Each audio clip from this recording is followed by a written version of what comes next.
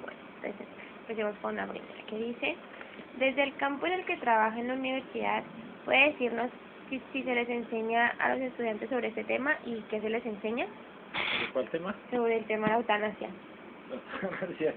Sí, claro que les enseño el tema de la eutanasia. Yo soy profesor de Derecho Penal y vemos todo lo que tiene que ver con las violaciones al derecho a la vida y el derecho a la vida. ¿En qué consiste el derecho a la vida? Se me enseña qué es la eutanasia, en qué consiste, en qué casos está permitida por el Estado, en qué casos no constituye delito y en qué casos sí efectivamente constituye delito. ¿Y cómo es la reacción de los estudiantes ante este tema? No, es un tema normal, un tema común y corriente que se trata en el área de derecho penal. Muchos de los estudiantes, digamos, acogen los postulados planteados por la Corte Constitucional respecto al tema de la eutanasia, especialmente en la sentencia C-239 de 1997.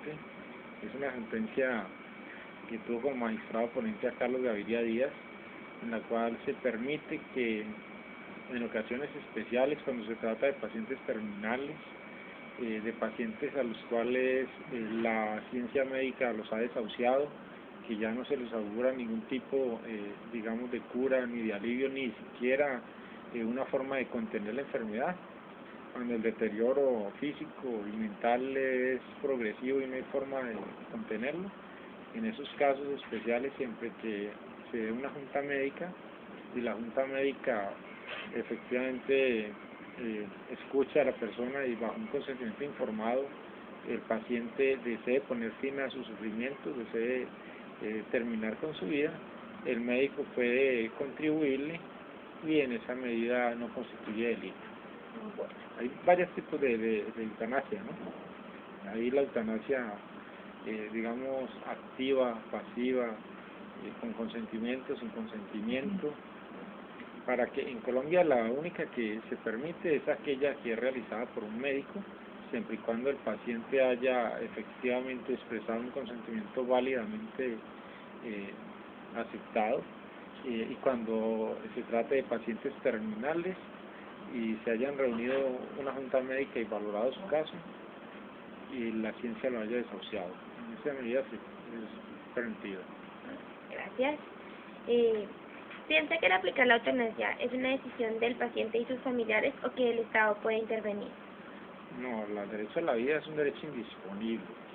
Nadie puede disponer de la vida de otro, ni el Estado, ni la mamá, ni la tía, ni la novia, ni la suegra, ni ninguna persona. Solamente el titular del derecho. Es él el que puede disponer de él. Y puede disponerlo. Tan así es que puede disponer de la vida, que si se quiere suicidar, se suicida, y si falla en el intento, la tentativa de suicidio no es penalizada. Uno, bajo la idea de libertad, puede disponer incluso hasta de su propia vida.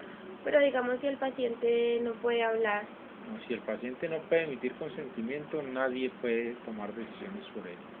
Si el paciente no puede expresar que desea morir, simplemente hay que hacer todo lo que la ciencia manda para curarlo. Si no se puede, entonces dejar que siga su curso, pero nadie puede disponer sobre la vida de otro. Pero digamos, si el paciente está conectado, y así puede seguir viviendo para siempre, se deja conectar. Depende de muchos factores. Si la persona, repito, si está conectado por alguna circunstancia, no pudo emitir su consentimiento, la obligación del Estado es hacer todo lo que esté a su alcance para salvar la vida. Hay que hacerlo, desde que sea viable, desde que se pueda hacerlo, debe hacerlo. Pero si el paciente puede emitir consentimiento en el sentido contrario de que se termine su vida y está en condiciones de paciente terminal, en un deterioro progresivo, sería válido, el resto no. Okay. ¿Considera que el aplicar la eutanasia se puede considerar como asesinato? Mira, hay varios tipos de eutanasia, ¿sí? Hay eutanasia eugenésica, la eugenésica que se trata de eliminar a ciertas personas con propósitos pseudocientíficos de mejorar la raza humana. Eso es un crimen, eso es un asesinato. O sea, cuando usted, por ejemplo, cree que cierto tipo de sujetos no deben vivir, que porque deterioran la especie y los mata, eso se llama un homicidio eugenésico. Esa forma de eugenesis está prohibida, ¿sí? Ahora, hay otro tipo de eutanasia, que es la eutanasia, digamos, pasiva, y es la que se da, digamos, de manera más frecuente, ¿sí? Cuando el paciente no ha podido emitir su consentimiento, se encuentra en condiciones deplorables, se le augura la muerte, es un hecho evidente la muerte, es un hecho inminente ante eso.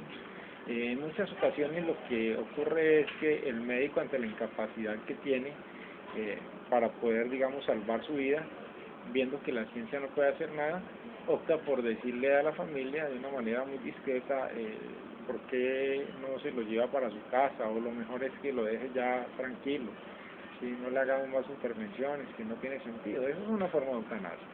Eutanasia, digamos, pasiva en la medida en que el médico se abstiene de seguir brindando tratamientos que no llevan a nada, no conducen a nada.